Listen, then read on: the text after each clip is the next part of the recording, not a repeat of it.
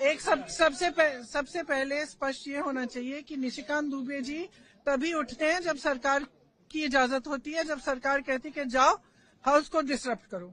0 our ballot पे आता है, आप देखिए उनका हर रोज 0 आवर आ जाता है। हम मांगते मांगते बैठे रहते हैं, हमारा नहीं आता है। तो जब सरकार चाहती है कि कुछ डिसरप्शन करना है तो उनको उठाते हैं। अब आप बताइए, अगर एलओपी को बोलने नहीं दिया, एलओपी को एक किताब जो प्रकाशित है, जो आज आपके सामने भी दिखाई है उन्होंने कि प्रकाशित किताब है, अमेज़न से खरीदी गई प्रकाशित किताब है, उससे कोट नहीं करने दे रहे। आप नियम कह रहे हो कि ये नियम का उल्लंघन है। तो अब ये महाराज उठे हैं और ये 6 किताबें सामने दिखा रहे हैं, उनमें से कोट कर रहे हैं, आप कुछ नहीं कह रहे हैं। इनका माइक चला जा रहा है। और किस लिए कराया गया? ये सरकार स्पष्ट दिखाना चाहती है कि इस संसद में सिर्फ उनकी चलती है। ये तो स्पीकर साहब का भी निरादर है, ये संसद का निरादर है, ये लोकतंत्र का निरादर है, ये इस देश की जनता का निरादर है। ये संसद, मैंने सुबह भी कहा, लोकतंत्र का मंदिर है। इसमें पूरे देश की आस्था जुड़ी है। इस संसद से एक एक हमारा जो नागरिक है उसकी आस्था जुड़ी हुई है।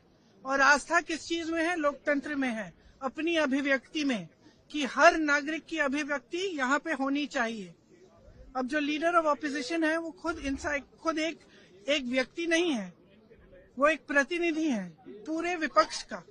मतलब कि जिसने वोट दिया इन सब सांसदों के लिए उनके प्रतिनिधि है। आप उनका मुंह बंद करना चाहते हो। वो एक किताब से कोट कर रहे हैं, आप उस किताब से कोट नहीं करने दे रहे।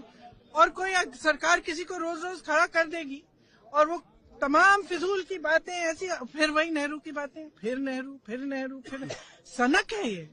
और सनक इसलिए है कि आप देश का ध्यान भटकाना चाहते हैं, क्योंकि आपको मालूम है कि अब देश का ध्यान कहाँ गया है। वो जो जनरल साहब है, उन्होंने जो कहा आपकी लीडरशिप के बारे में कि चीनी टैंक हमारी सरहद पे खड़े हुए हैं और यहाँ 2 घंटे लगा रहे हैं हमारी लीडर की क्या निर्णय लेना है। और अंत में, और वहाँ जनरल साहब इंतजार कर रहे हैं कि कोई निर्णय आएगा, और 2 घंटे बाद निर्णय क्या आता है कि आप खुद ही निर्णय ले लो। और फिर ये लोग बात करते हैं इंदिरा गांधी जी का, ये लोग बात करते हैं इतिहास का। इंदिरा गांधी जी कभी पीछे हटी निर्णय लेने से?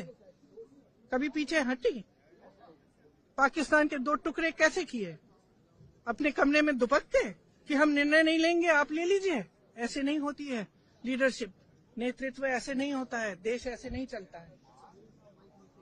और जो आज इन्होंने किया है संसद में, वो यही दिखाने के लिए कि यहाँ न स्पीकर की चलती है, न संसद की चलती है, न किसी और की चलती है, ये सिर्फ हमारी चलती है। हम जब चाहे किसी को खड़ा कर देंगे और वो जो चाहे कह सकता है, लेकिन हम एलओपी को नहीं बोलने देंगे। ये बिल्कुल हमारे बर्दाश्त के बाहर है।